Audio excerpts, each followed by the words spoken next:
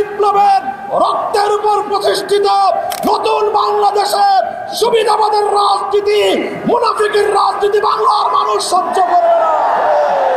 এদেশের জনগণের গণরায়কে যদি হাইকোর্ট দেখান, এদেশের জনগণ রাজপথে আপনাদেরকে মোকাবেলা করবে ইনশাআল্লাহ। 70% জনগণের বিপক্ষে গিয়ে দেশের ক্ষমতার মস্তদে টিকতে পারবেন না। আপনাদের ভুলের খেসারত দিতে হয়েছে আমাদেরকে। 25 বছর পর্যন্ত গুম, খুন আর হত্যার রাজনীতির শিকার হতে হয়েছে।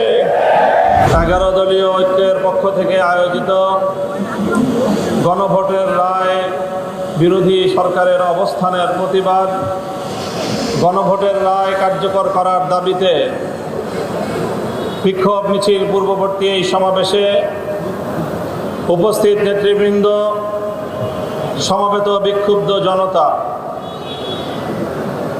একটা গল্প শুনেছি আমরা গ্রাম বাংলার। একজন মা, সে তার নিজের ছেলে এবং নিজের মেয়ের জামাতা সম্পর্কে মন্তব্য করতে গিয়ে বলেন, আমার ছেলেটা খুব খারাপ, শুধু শাশুড়ির কথা শুনে, আর আমার মেয়ের জামাইটা খুব ভালো, কারণ সে শুধু আমার কথা শুনে। আপনার ইভেন্টের পরিকল্পনা থেকে বাস্তবায়ন এখন এক ঠিকানায়। মেহফিলিস্তান নিখুঁত ইভেন্টের বিশ্বস্ত নাম। কথা শুনলে মেয়ের জামাই ভালো, আর কথা না শুনলে নিজের ছেলেও খারাপ। আজকে বিএনপির হয়েছে সেই সুবিধাবাদের রোগ।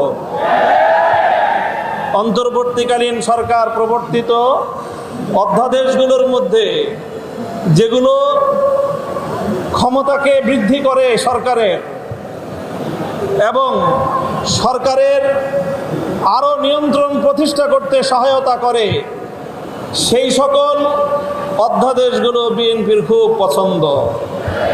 আর যে সকল অধ্যাদেশগুলো, যে সকল প্রস্তাবনাগুলো জাতির কাছে জবাবদিহিতায় বাধ্য করে, সেগুলো তাদের কাছে খুব অপছন্দ।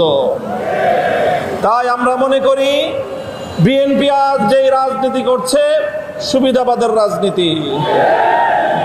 আমরা নির্বাচন পূর্ববর্তী সময়ে বিএনপির আরেকটি চরিত্র লক্ষ্য করেছি, সেটা হলো তলে তলে বিএনপি সারা দেশে গণভোটে ন্যায়ের পক্ষে ক্যাম্পেইন করেছে, কিন্তু প্রকাশ্যে সে ন্যায়ের পক্ষে কথা বলার দুঃসাহস তাদের ছিল না, সেই সৎসাহস তাদের ছিল না।